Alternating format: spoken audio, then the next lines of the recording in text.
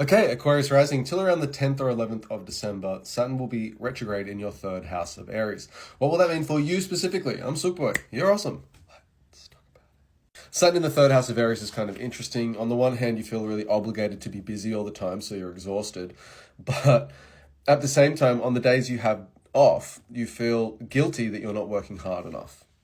Aquarius rising, Saturn rules your chart. It's in the third house of communication, the way you think. And it's really asking you in this time, are you a prisoner of your own mind?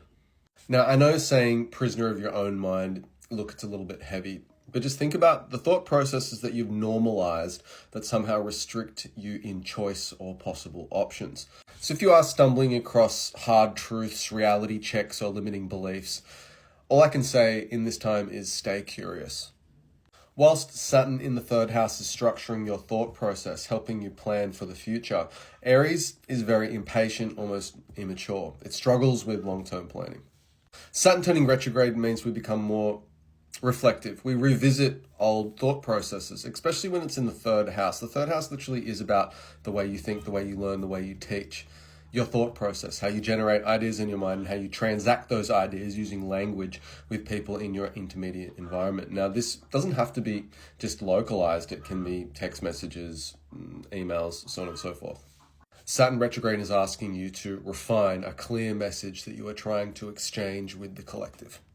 I guess the key to mastering Saturn in this position is pragmatism. Consider the relief of your future self. Prioritize their needs. Send the email, start the course, make the plan, have the conversation.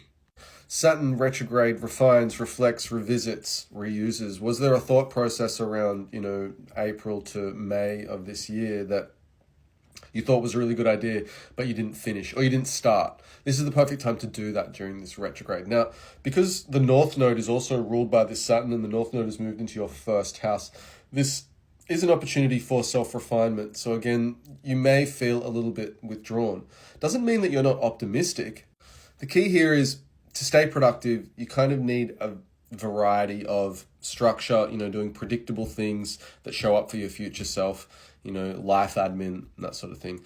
But, stay curious on the other side. Like, you may not have the clear vision yet. It's not until you get a trine with Jupiter, when that's moving through your seventh house of Leo, that you'll really have some kind of conversation or some kind of interaction, collaboration that really steers all this sacrifice you've been making for some growth, some visible growth. That doesn't happen till a little later in the year though. So for the time being, I would just keep incubating, refining your thought process and questioning everything, just like an Aquarius should, right? Stay unique, stay weird, only love. Hope that helps. Okay, bye.